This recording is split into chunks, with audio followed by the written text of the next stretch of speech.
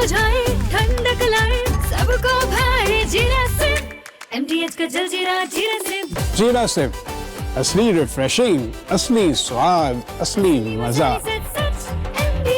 MTH।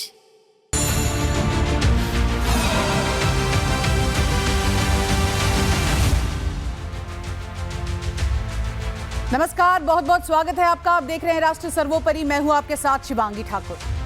Uttar Pradesh की योगी सरकार दबंगों और माफियाओं का काल बनी हुई है। मामला सरकारी जमीन का हो या फिर किसी प्राइवेट जमीन कब्जाने का, योगी आदित्यनाथ ने अधिकारियों से दो टूक शब्दों में कह दिया है, सूबे में किसी की भी दबंगई चलेगी नहीं। जनता दर्शन कार्यक्रम के दौरान जब एक महिला ने योगी से गुहार लगाई तो योगी ने ऑन द स्पॉट ही यहां फैसला कर दिया। हर जिले के अधिकारियों में अब हड़कंप का माहौल है।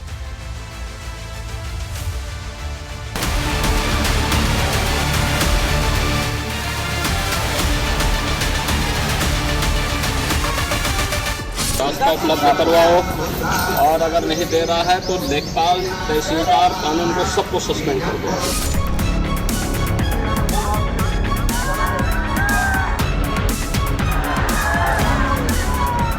उत्तर प्रदेश के मुख्यमंत्री योगी आदित्यनाथ की ये गर्जना लेट लतीफी को सर्वोपरि मान चुकी सूबे की लाल फीताशाही पर तगड़ी चोट है।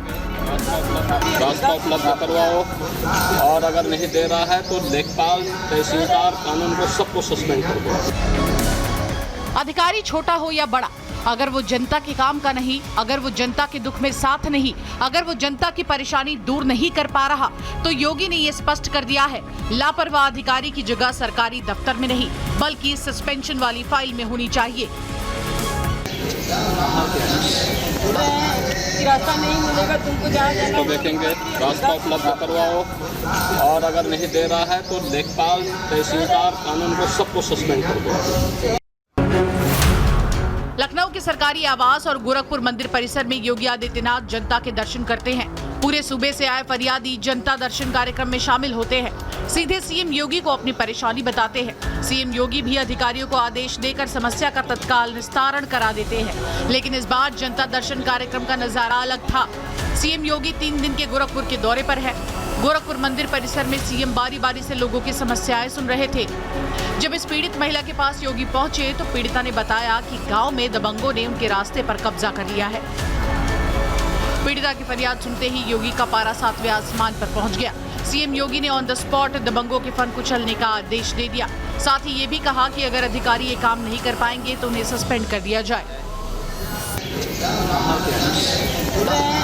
रास्ता नहीं मिलेगा तुमको, जहाँ जाना तो देखेंगे।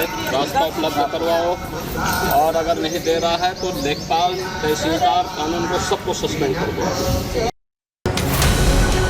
सीएम योगी के निर्देश और तेवर ये बता रहे हैं कि जनता की जमीन हड़पने वाले भूमाफिया हो या सरकारी जमीन पर कब्जा करने वाले विस्तारवादी सोच, किसी को भी बख्शा नहीं जाएगा। जमीन से जुड़ी शिकायतों को हर अधिकारी को सीरियसली लेना होगा। 17 अगस्त को हुए कोटेदारों के कार्यक्रम में भी सीएम योगी ने सख्त तेवर दिखाए थे। उस समय की सत्ता में जो लोग आसीन थे, नियत उनकी खराब थी। उनके भ्रष्ट आचरण की आंच से आप चाहते हुए भी अपने आप को बचा नहीं सकते थे। और परिणाम क्या होता था? शक की निगाहों से आप देखे जाते थे। और केवल आपके लिए नहीं था, पूरे यूपी में उस समय 20-22 करोड़ की जो आबादी थी वह इसी प्रकार की शक की निगाहों से देखी जाती थी। माफिया पर योगी सरकार की जीरो टॉलरेंस पॉलिसी है। योगी सरकार ने बीते 1 साल में प्रशासनिक कार्य प्रणाली में पारदर्शिता लाने, लापरवाही रोकने और भ्रष्टाचार पर अंकुश लगाने के उद्देश्य से कई जिलों में तहसीलदारों और राजस्व अधिकारियों को सस्पेंड किया है। कौशाम्बी में तैनाती के दौरान तहसीलदार विनीता पांडे को सरकारी भूमि और राजस्व मामलों से जुड़ी अनियमितताओं और शिकायतों के आधार पर निलंबित कर दिया गया था। शाहजहांपुर के तहसीलदार Arun Sonkar backdated property transfer और भ्रष्टाचार के गंभीर आरोपों में निलंबित किए गए थे। बरेली के तहसीलदार ने भी सरकारी जमीन पर अवैध कब्जे और म्यूटेशन में लापरवाही बरती थी। मामले में तहसीलदार, कानूनगो और लेखपाल को निलंबित किया गया था। योगी सरकार का फंडा क्लियर है, हर हाल में फरियादी को राहत मिलनी चाहिए, शिकायतों का निस्तारण निष्पक्षता से होना चाहिए और अगर कोई अधिकारी जनता को राहत देने में फेल साबित हो रहा है या माफिया के साथ गठजोड़ कर रहा है तो उसे तत्काल प्रभाव से सस्पेंड कर देना चाहिए। लाल फीताशाही को शिकायतों की फाइलों का बोझ कम करना ही होगा। Bureau report, Republic Bharat.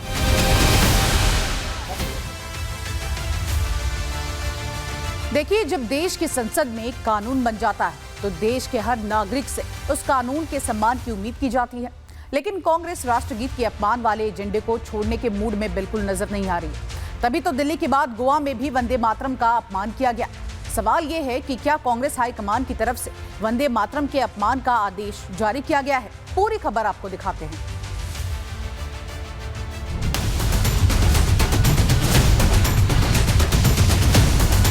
खड़गे साहब जब गोवा गए तो वहां भी पार्टी के कार्यक्रम में 2 स्टांजा ही गाया गया। संविधान में इस कानून में बदलाव हो गया है, फिर भी आप विरोध कर रहे हैं। कांग्रेस जो है, मैं कहीं ना कहीं कहूंगी कि बीजेपी विरोधी बनते बनते अब देश विरोधी बन चुकी है। बीजेपी क्या बोले वो राष्ट्र प्रेम हमें नहीं सिखाया है। जो लोग अंग्रेजों के साथ में थे वो हमें देश प्रेम पढ़ाएंगे। किसी भी राजनीतिक दल की विचारधारा जब सियासी समीकरणों की भट्टी में तपती है तो उसका असली रूप सामने आ जाता है। राष्ट्रगीत के मामले में कांग्रेस के सियासी समीकरण दिल्ली से लेकर गोवा तक फेल हो चुके हैं। वैचारिक भटकाव ऐसा है कि कांग्रेस ने अवसरवाद की आग में बची हुई राजनीतिक जमीन भी स्वाहा करने की ठान ली है। कंप्लेंट वो क्या फाइल करी? जो महात्मा गांधी जी वंदे मातरम गाते वही में ही गया, जो जवाहरलाल नेहरू गए थे वही गा, उनकी सेंट्रल गवर्नमेंट वाजपेयी ने जो गाया वही गाया मैं, और 12 साल तक इन्होंने चीफ मिनिस्टर होकर अब तक जो गाया वही वंदे मातरम गाया। अगर ये गुनाह है तो उन्होंने 18 साल से गुनाह कर रहे हैं। अगर यही गुनाह है तो गांधी जी के ऊपर केस डालो। कांग्रेस के दिल्ली हेडक्वार्टर से वंदे मातरम के विरोध का जो तराना छेड़ा गया था, गोवा पहुंचते पहुंचते वो तराना वंदे मातरम के विरोध का संपूर्ण संगीत बन चुका है। सवाल ये है कि क्या इस संगीत के भाव, लय, ताल और स्वर दिल्ली में बैठकर कांग्रेस हाईकमान तय कर रही है। दिल्ली में 15 अगस्त वाले दिन राष्ट्रगीत वंदे मातरम को खंडित करने वाली कांग्रेस ने गोवा में मीटिंग रखी। 17 अगस्त को मीटिंग में कांग्रेस के राष्ट्रीय अध्यक्ष मल्लिकार्जुन खड़गे भी मौजूद रहे। दावा किया जा रहा है खड़गे की मौजूदगी में ही कांग्रेस के मंच पर 2 छंद के बाद वंदे मातरम रोक दिया गया। सवाल ये है कि वो कौन है जो बार बार कांग्रेस के मंचों पर वंदे मातरम के अपमान की पटकथा लिख रहा है। कांग्रेस अगर इस तरह की हरकत करती है तो कृपा कर करके वो भारत की आज़ादी आंदोलन का एकमात्र ठेका लेने का अपना दम बंद कर दे। तो ये वोट बैंक की मानसिकता के कारण आप अपनी ही परंपरा को छोड़ रहे हैं। हम तो इस पे कहीं नहीं थे वंदे मातरम के निर्माण में। तो मैं पूछ रहा हूं खड़गे साहब, सोनिया जी, आपको हो क्या गया है? पूरा राष्ट्र जानना चाहता है कि क्या कांग्रेस हाईकमान के आदेश पर ही वंदे मातरम का बार बार अपमान किया जा रहा है। जब वंदे मातरम की गरिमा को कानूनी संरक्षण प्राप्त हो चुका है तो फिर क्या मुस्लिम वोटों की खातिर कांग्रेस वंदे मातरम की गरिमा की धज्जियां उड़ा रही है? क्या है, तो अभी तक तो 2 ही स्टैंड में होता था, तो अभी क्या उसमें क्या अलग से क्या हो रहा है? बोला है हमारे कांग्रेस पार्टी के हाईकमांड ने, और ऑलरेडी वंदे मातरम 2 ही स्टैंड में होता है, उसी आधार पे होगा।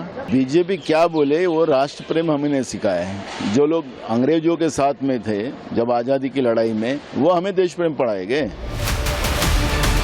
2 छंदों के बाद कांग्रेस के मंचों पर राष्ट्रगीत अटक जाता है। स्वतंत्रता दिवस के मौके पर कांग्रेस की सर्वोच्च लीडर सोनिया गांधी ने वंदे मातरम के दौरान कुछ इशारा किया था। दावा किया गया था कि उन्होंने कांग्रेस मुख्यालय में पूरा वंदे मातरम गाए जाने पर ऐतराज जताया था, लेकिन गोवा में भी दिल्ली वाली हरकत रिपीट कर दी गई है।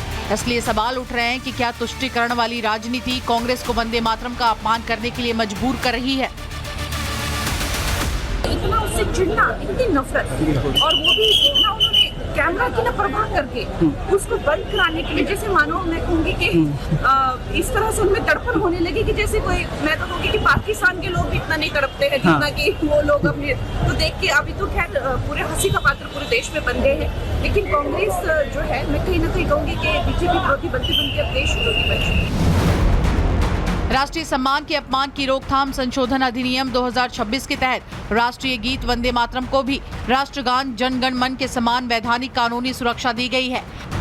जानबूझकर वंदे मातरम के गायन को रोकना या गायन कर रही सभा में बाधा उत्पन्न करना अब कानूनी अपराध बन चुका है, लेकिन कांग्रेस जिद पर अड़ी है, क्योंकि वंदे मातरम के 2 छंद ही कांग्रेस की सहूलियत वाली राजनीति में फिट बैठ रहे हैं। Bureau report, Republic Bharat.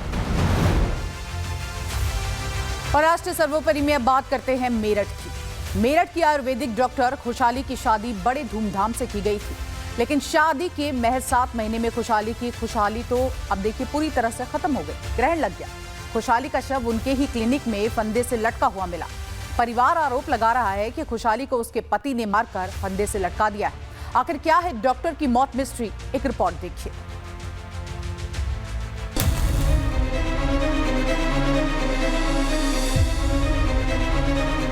उनकी मांग पहले से शुरू हो गई थी। उनकी मांग पहले थार की थी।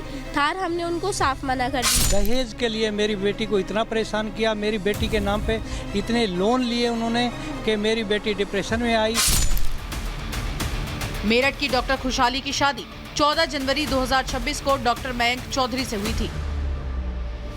बेटी का घर बसने से परिवार खुश था, लेकिन परिवार को कहां मालूम था कि 7 महीने पहले जो 7 फेरे लिए गए वो खुशहाली की जिंदगी को समाप्त कर देंगे।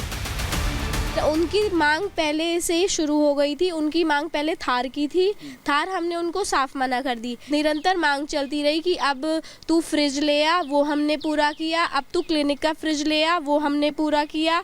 अब भाई से मयंक खुद पैसे लेता गया। वो सारे ट्रांजैक्शंस हमने पुलिस को दे दिए हैं। शादी के बाद उसको और लगातार ताने मिलते रहे कि तेरी भाभी ने हार भी नहीं दिया।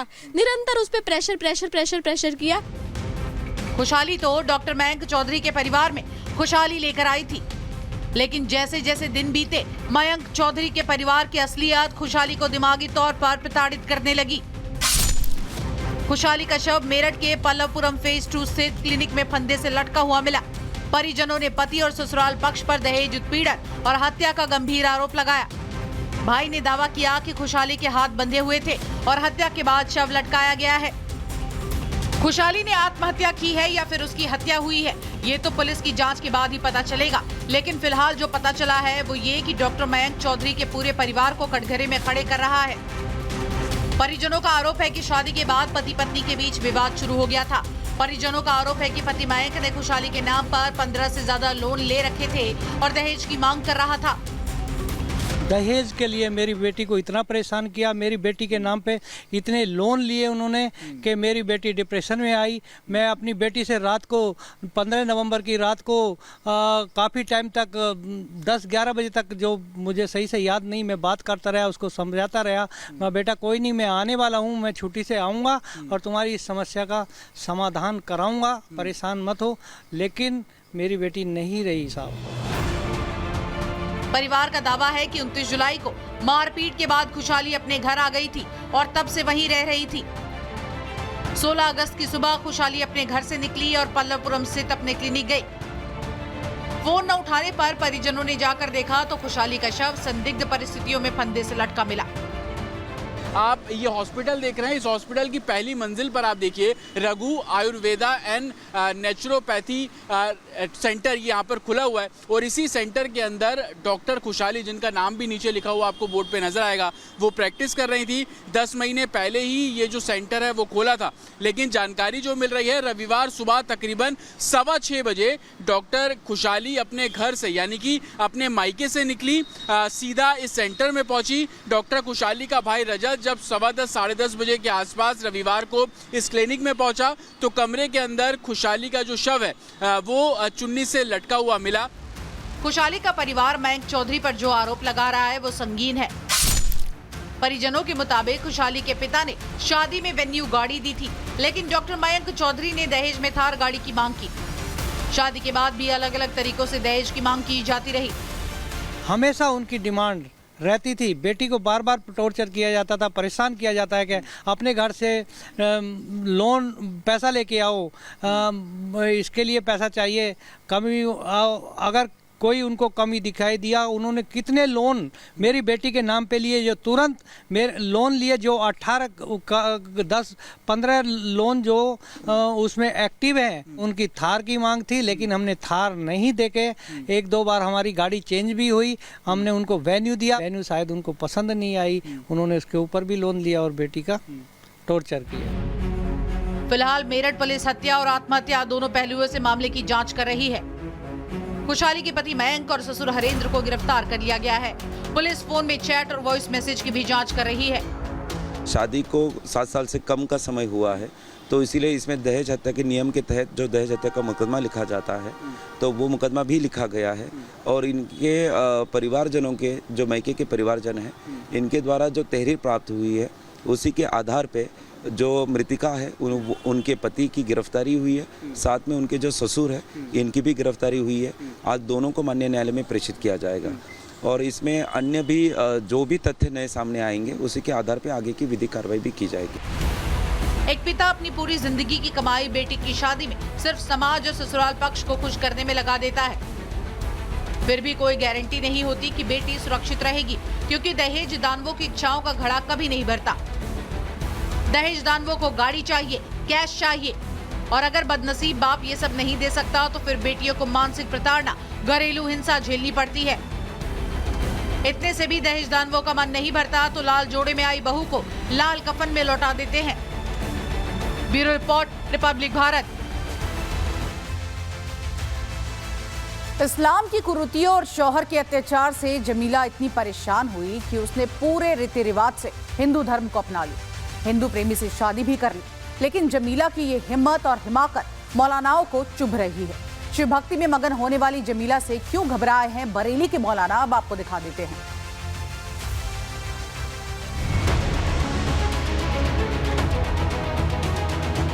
आपका विवाह संस्कार प्रकाश जी के साथ कराने जा रहे हैं। आप खुश हैं?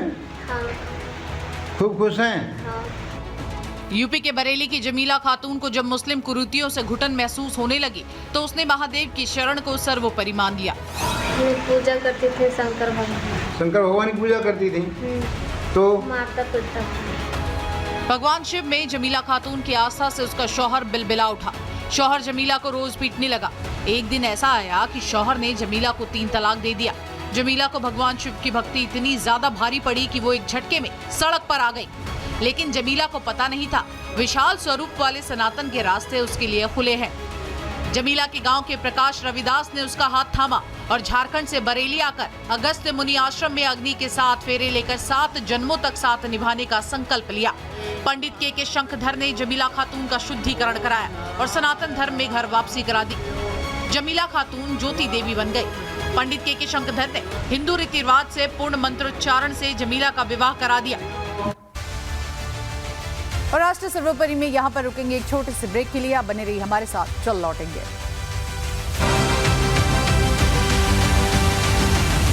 चमकी चाट से क्या बना है? सैंडविच, लस्सी और छाछ।